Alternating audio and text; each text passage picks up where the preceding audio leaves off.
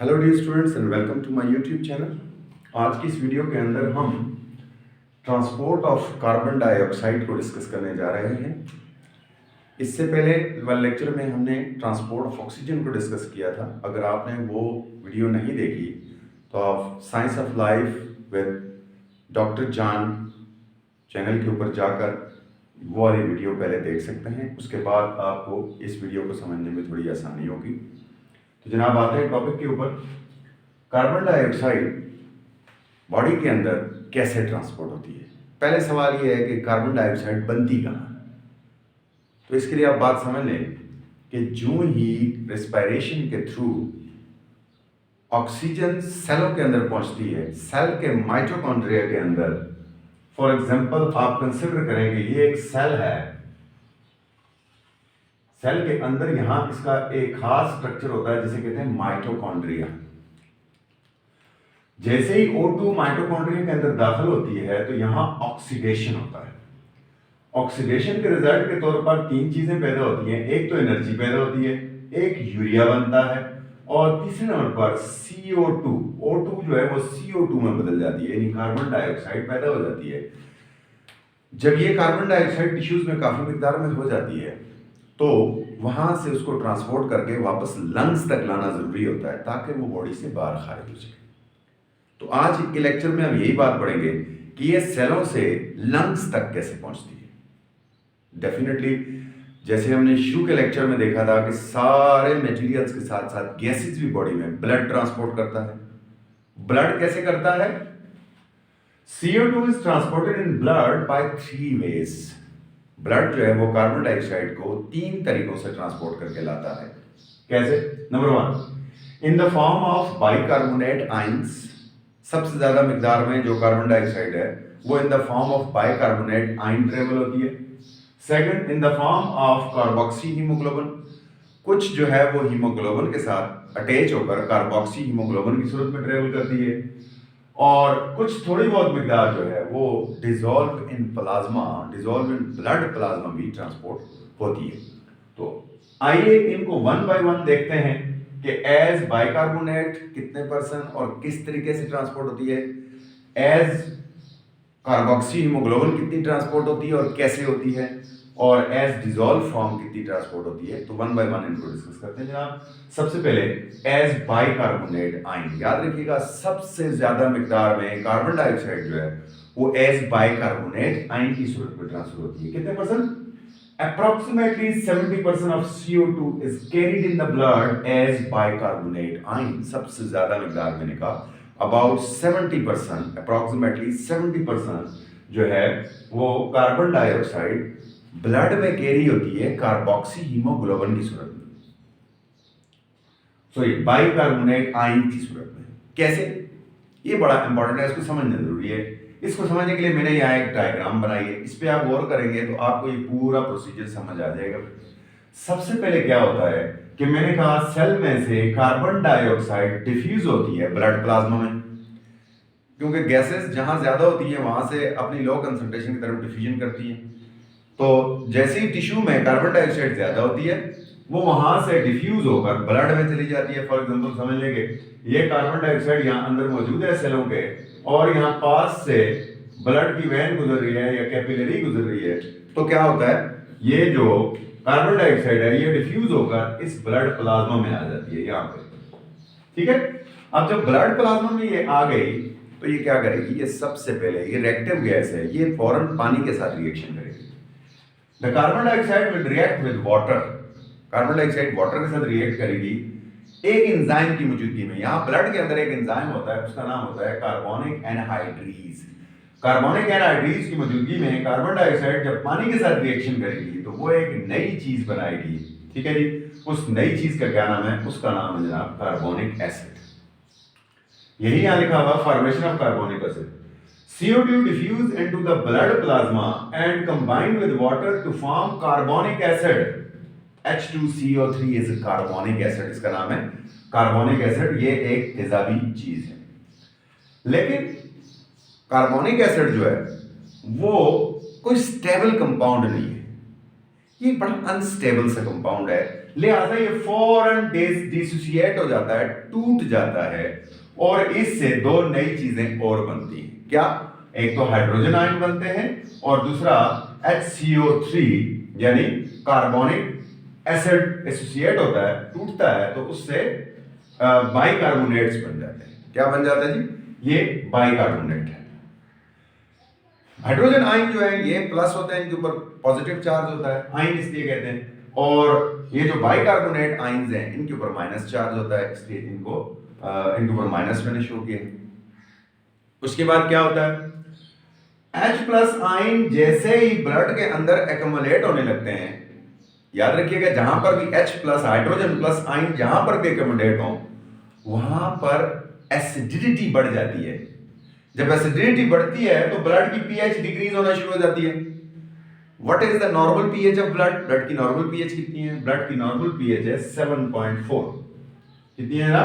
Blood की normal जो pH है वो है 7.4। इससे ऊपर नीचे मामूली तो जा सकती है, लेकिन ज्यादा जाए तो ब्लड बॉडी के लिए प्रॉब्लम क्रिएट हो जाता है।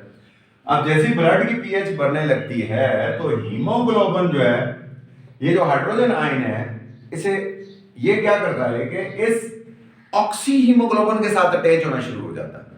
ऑक्सी हीमोग्लोबिन टूटता है, उससे ऑक्सीजन रिलीज हो जाता है, और ऑक्सी हीमोग्लोबिन के साथ हाइड्रोजन आयन जुड़कर हीमोग्लोबिन एसिड बना देता है। इसे कहते हैं बफर मैकेनिज्म, राइट? हीमोग्लोबिन का बफर मैकेनिज्म यहां हो गया है।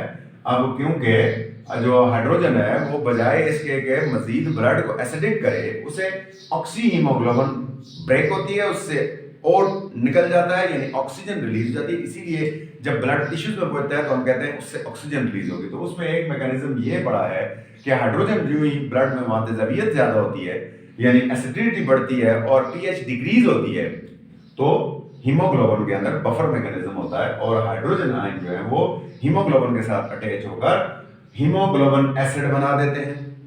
और इस दौरान ये जो बाइकार्बोनेट आयंस थे ये डिफ्यूज आउट होकर बाहर प्लाज्मा में चले जाते हैं। एक खास किस्म की प्रोटीन्स है जिन्हें क्लोराइड कैरियर प्रोटीन्स कहते हैं। अब वो क्लोराइड कैरियर प्रोटीन इनको बाहर ले जाती हैं, तो बाहर से जो प्लाज्मा में हमने नमक वगैरह यूज किया होता है, नमक यानी NaCl, वो टूटा होता है, उसका Na अलग होता है, Cl अलग होता है, तो वो Cl रेड ब्लड सेल के अंदर जो है वो डिफ्यूज कर जाता है।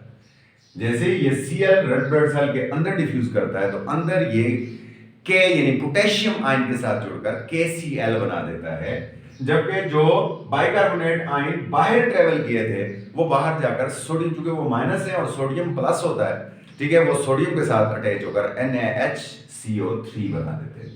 तो इस तरह से ये कार्बन डाइऑक्साइड जो है, सॉरी हाइड्रोजन जो है वो हीमोग्लोबिन एसिड में बदल जाती है, ऑक्सीजन गैस रिलीज हो जाती है और कार्बन डाइऑक्साइड जो है वो अटैच हो जाती है। इस सूरत में ब्लड से सेलों से बाहर निकल आती है और फिर ये ट्रेवल आगे शुरू कर देती है। तो थोड़ा सा देखते हैं जनाब स्टेप्स को इसके।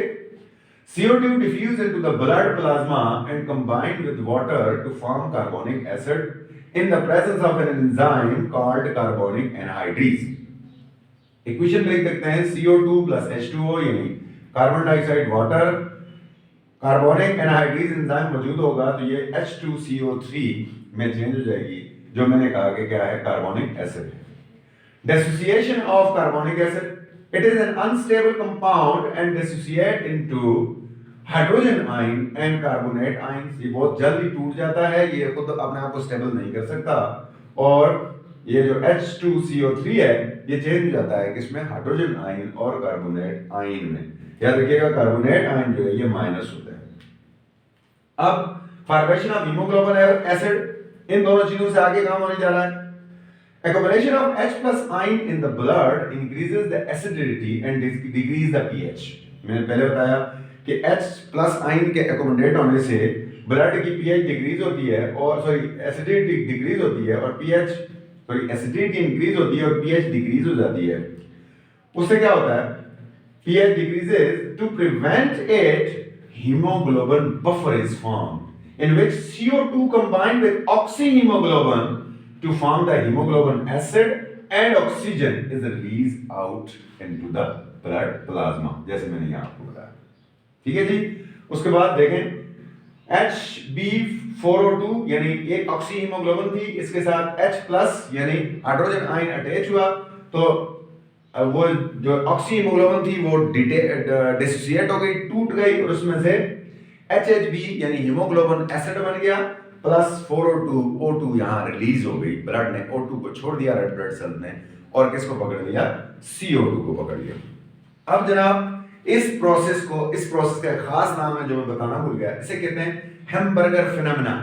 हेम्बर्गर फिनोमेना का दूसरा नाम क्लोराइड शिफ्ट भी होता है। ये क्या होता है जी? There are special bicarbonate chloride carrier protein. मैंने कहा कि स्पेशल बाइक्लोराइड जो है वो कैरियर बाइकार्बोनेट कैरियर प्रोटीन्स होती हैं, जो क्या करती हैं जनाब, that exist in the RBCs membrane and result HCO3 is diffused out। इन्हीं बाइकार्बोनेट जो प्रोटीन्स कैरियर प्रोटीन्स है उनसे HCO3 बाहर निकल जाता है, is diffused out and Cl is diffused into the RBCs। Cl यानी क्लोरीन अंदर डिफ्यूज हो जाती है into the RBCs and thus this maintain the balance of ions on the both side of the RBCs. इस तरह से जितने minus ion बाहर निकले थे उतने माइनस आयन अंदर आ जाते हैं, अंदर और बाहर आयंस की मिकदार मौजूद हो जाती है। दिस क्लोराइड शिफ्ट और Hamburger's phenomena, this is known as chloride shift और हेम्बर्गर फिनोमेना। इसको क्लोराइड शिफ्ट या हेम्बर्गर फिनोमेना भी कहते हैं जनाब। Cl ions combines with the K ion मैंने बताया and form the KCl and HCO3 combine with Na to form the NaHCO3।